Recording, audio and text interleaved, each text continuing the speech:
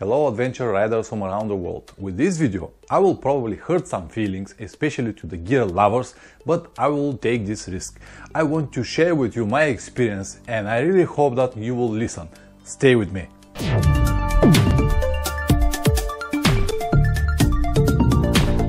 Welcome back guys. Actually the idea of this video came from a picture of funny comics which one I upload in my Facebook page and Instagram account, and we've got a lot of fun of it. Many people recognize themselves and it became like a real funny and nice conversation. What it shows actually is a guy who just bought engine guard, mounted and find out that there is more protection for light, for side panel, for crash bars, and decided to order everything. Converted the bike to a real tank. Anyway, you can see it in my Instagram anytime. It is funny, but I have some real friends, close friends, exactly the same as the guy on the picture. They keep buying stuff even if they don't need it. And I said all the time, please stop buying and start riding. But they just don't listen. They are what they are. What I want to do now is to stop you before you became that person. If you already are, I respect your choice, but please go and watch something else. I have more than 300 videos in the channel. I'm sure you will find something for yourself. Okay, enough talks, let's go back to the main topic. How much gear we really need? Good question, isn't it? So guys, I will never believe to someone who talk about healthy food and healthy life but is always sick, to a fat fitness instructor, or to a poor man talk about business success. What I always thought is that when we want to convince someone or to teach someone, we have to show some personal examples. That's why I decided to make this video and to show you what gear I have and use all the time, and really hope that this information will help you to take the right decisions. Okay, let's start with the most important, the helmet. At the moment I have only two. The first one I use all the time, probably you already seen in many of my trips, and the second I keep it in the case I need to have a passenger. That's it. And someone might say, yeah, but I have many bikes and I ride for many years and I keep all the helmets. Why? You cannot wear all them all. You don't need it. The old ones, the one I don't need it, I just sell it on eBay or give it to someone, and if they are damaged, because usually after more than 2 years, 2-3 long trips, they are just worn out, I just threw it away. So the idea is, if you keep all of your helmets all the time, after 20 years you'll have a garage full with helmets. It is exactly the same with your riding gear, I mean jacket and pants. So first you can buy a nice mesh jacket for the hot summer days. Then you will buy another one for the winter, very tough with a good insulation. Then another one with nice ventilation pockets but not really waterproof. Then the fourth one, fall season, nice ventilation pockets, good for the winter with waterproof membrane and anything like this. So 4 different options. I did it. I bought all of these jackets during the years. I made a lot of different experiments. But at the end, I was left with only one.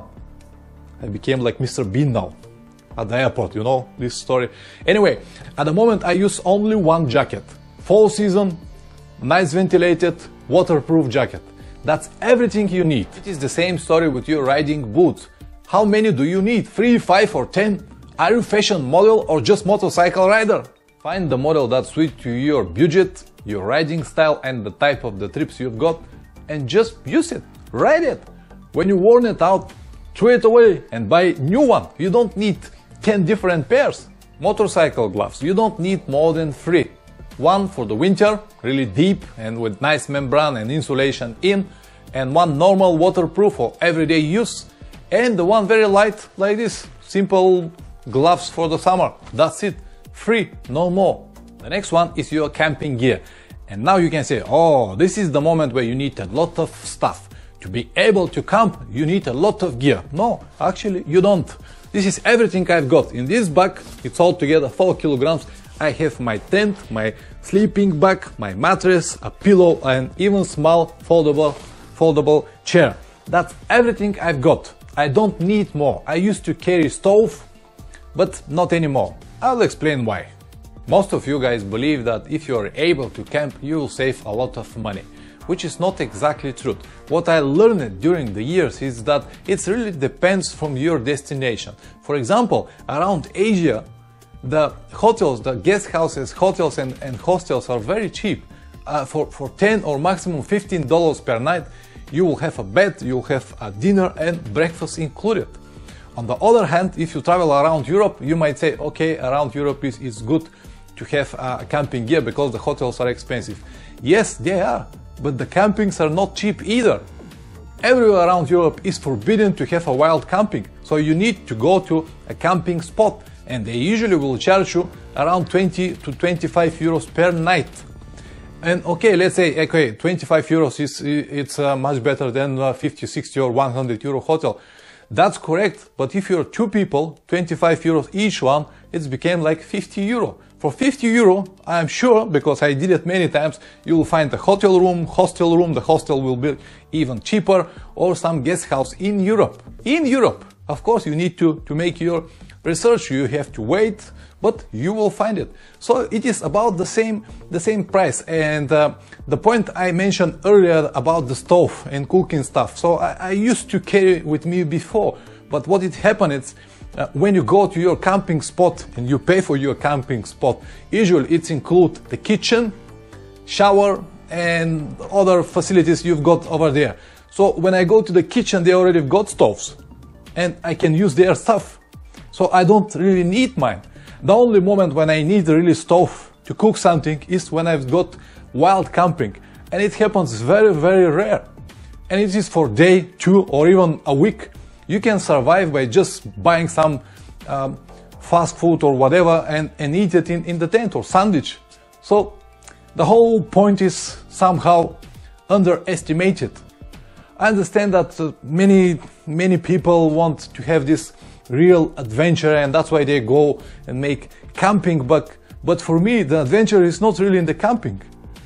You can camp anytime, anywhere, but as I said many times, everybody is different. So guys, before you even start buying all of this so-called adventure camping gear, think twice, because at the end it might finish in your garage like anything else. Let's talk about the luggage now. It doesn't matter what kind of system you've got, hard cases or just saddlebag, it doesn't matter. It is the same story.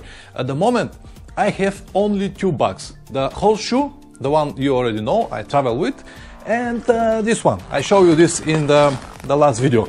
I still keep it for cases like now when I travel to India. In my horseshoe bag I cannot put my helmet in. I can, but they might damage it, and that's why I prefer this bag, because I can have everything in, and actually the helmet will be isolated with the rest of my gear. But that's everything I've got. Friend of mine converts his garage like a motorcycle accessory shop. There is so much of everything. And I always said to him that if he sell everything he got at the moment, he will be able to go to at least 2 long trips. But he never listened, he even buy more. So as I said earlier, some people are what they are. Anyway, you cannot have 2, 3 or 5 bags at the same time. You need only one. When it's finished, replace it. Or hard cases. You don't need 5 different types. One, it's enough. When they're damaged, throw it away and buy a new one. I have 1 tank bag. That's it.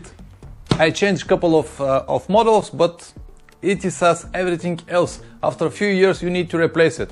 The old one go to the rubbish and you buy a new one. That's it. Let's talk about the clothes. Everything I've got are 3 t-shirts, short sleeves, synthetic materials, 1 with long sleeves, a little bit thicker for the cold days, and 3 pair of socks. That's everything I've got. Honestly, that's everything I have. You might say you forgot the thermo underwear. No, I did not. I don't use it because I don't like it. Many people use it. If you want it, just buy it, but that's everything. I also have this small backpack with my hydration pack in. Some people carry additional bottle of water, they keep it in the tent or next to the bed, but I don't. I just use this to drink water all the time. It doesn't matter I'm in the tent, hotel or I ride, I just use this one. In addition of that, I have some small things like a headlight, pocket knives, and some small things like sockets for power outlet and stuff like that. Usually they are just this size, nothing more. And this is, guys, everything I've got. I don't need anything else.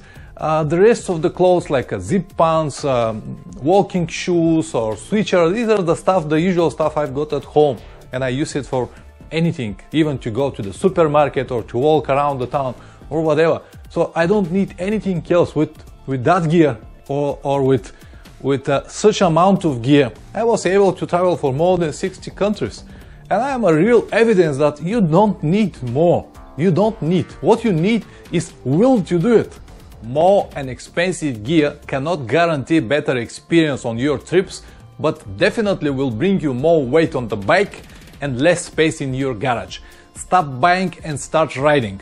That's everything for today, guys. Thank you very much for watching and see you next time. Ciao.